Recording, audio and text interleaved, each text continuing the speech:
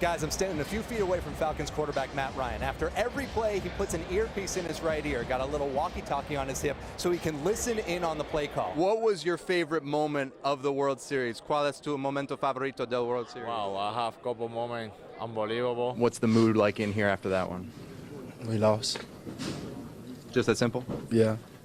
It's for the last 5, though. I mean, is there any panic? Is there any concern? Nope. They scored a bunch in the first half. The second half, it was much different. What changed? Man, it's a 60-minute game. We all see, all right, they kick it to the biggest, strongest guy, best soccer player in the world, and he scores. Show me what you see on this play. I'll try my best. Everybody's got a best of list, this and that, but man, I can't go on social media without seeing a Falcons fan disappointed you're not in the top 100. You knew what I was talking about. What do you think about that? Life goes on. Austin Riley, remember, just signed that mega deal here through 2032. You got Ronald Acuna and Ozzie Albies here through 2028 and 2027, respectively. Bunch of guys on rookie deals like Spencer Strider. That's just the start. Cody, I'm going to go ahead and make a list of the positives from Game 2, and those positives were the Hawks won Game 1.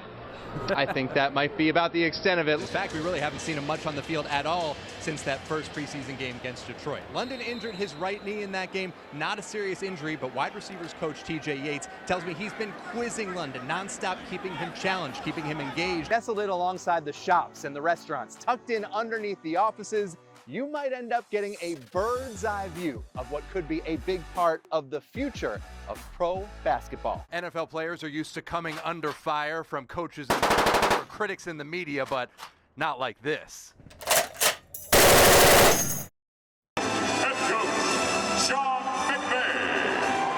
So Rams head coach Sean McVay is somewhere in there, and we've always heard he's got this amazing memory. He can remember every detail about any play he's ever called in the NFL, but does it go back to high school, his days at Marist in town? So we got War Eagles head coach Alan Chadwick to give us some plays to test McVay's memories. Oh, geez. Here, I knew this would be where we would go. Play number 103 against Shaw High School, third round of the playoffs, the go-ahead touchdown. Wham naked. That was hard run action fake. He comes to the sideline. He wants to call wham naked. Coordinator and I look at each other, just kind of shrug our shoulders and say, okay, go with it. Chris Davis, Chili Davis did an excellent job selling it and walked right in where, you know, I think anybody could have made that play based on the sell that our offensive line and our backs had. Does this look about right? That looks about right, man. That's a good look. There's some good circles, too. All right, play number 2. 2003 Southwest DeKalb season opener, second quarter on your 38. Bay runs the option. You were up 14-0. Yeah, it's an offset gun. We called it fake 38, and it was an option to the left on the left sideline. McVay still on his feet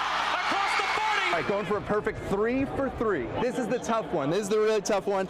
2003 Thomas County Central. They beat you a couple times, right? They did. In a row. This is the state semis, down 14-7, 42-yard line, 24 seconds left. What do you remember? Roll out pass right. Anderson Russell caught it for a big touchdown. Kind of got tipped actually, but he was running a wheel route down the right sideline. Run something like this, and then the trail right there. But on this particular case, because of the pressure and all the avoiding things that he had to do, he had to redirect, end up throwing it right to about the 2-yard line on the last play of the first half. You skipped the best part. What's that? What happened to you on the sideline? Oh, I got waylaid too. How do you remember all these things? Because I think I saw that this week when you guys played it. Making some more memories this week that you can remember for another couple decades? That would be very, very special. And I'll tell you what, he remembered all those right away. Let's go back to that first play, though. Wham naked. That's a naked bootleg. Quarterback runs all by himself into the end zone. And you heard in the story, Coach Chadwick said Sean McVay, the high schooler, called that play on the sideline. I asked the coach that. Who called that play? He said, well, it was a team effort. The coaches listened to the players. I said, is that a nice way of saying that you called the play? He said, no. That's a true coach there, deflecting the praise, even, I'm sure, when he takes the blame if things go south. We'll see if he makes some good memories Sunday in the Super Bowl. Young man coming out of Marist. Reporting live outside State Farm Arena, I'm Justin Felder, Fox 5 Sports. I mean, we were second in recruiting last year. A&M was first. A&M bought every player on their team, made a deal for name, image, and likeness. All right, we didn't buy one player. Oh, things are getting personal in the wild, wild SEC West. Last night, Bama head coach Nick Saban went on a 7-minute rant about name, image, and likeness in college sports. Now remember, that's the new policy, giving college athletes a chance to make money off their popularity. Now in Saban's telling, some schools are using NIL deals to essentially promise money to recruits, which is not allowed, but also hasn't really been stringently enforced, tough to enforce as well. Saban, well, he singled out Texas A&M, as you heard, and today, Aggies head coach Jimbo Fisher responded. We never bought anybody. No rules were broken. And these families, it's despicable that a reputable head coach could come out and say this when he doesn't get his way. The narcissist in him doesn't allow those things to happen. Jimbo Fisher was fired up, insisting his Texas A&M team broke no recruiting rules or any state laws. Some people think they're God. Go dig into how God did his deal. You may find out about a guy that a lot of things you don't want to know. Now, Nick Saban had other examples besides Texas A&M, including former Collins Hill star running back Travis Hunter, who surprised many by committing to Jackson State University instead of a big-time powerhouse. I mean, Jackson State paid a guy $1 million last year that was a really good Division I player to come to school. It was in the paper, and they bragged about it. Nobody did anything about it. Hunter responded on Twitter saying, "I got $1 million, but my mom still stays in a 3-bedroom house with 5 kids." Now on Thursday, Saban went on satellite radio and apologized for singling anyone out, saying he is more concerned for college football in general.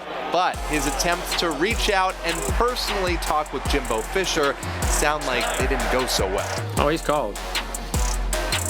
You just didn't take the call? Not going to. We're done. In case you were wondering, Texas A&M plays at Alabama on October 8th. Howdy. And both these coaches are coming to Atlanta in July for what could be a very interesting SEC Media Days. Okay, so after all that, how about a pigskin palate cleanser coming right in your living room, courtesy of some more good-spirited football this fine Thursday evening, because it is spring game season. Our cameras were there as Marist took on Alpharetta tonight. Here's War Eagles quarterback Jack Ewart channeling his inner Sean McVay, 30-yard touchdown run. Marist on top, 7-0. They switch up quarterbacks here. Beck Janke picked off by Alpharetta's Ben Henry. Crazy interception. Watch it in super slow-mo, kind of a rolling play off the Marist receiver. Somehow doesn't hit the turf there. That would set up Alpharetta in business. Ben Guthrie to Ethan Barber.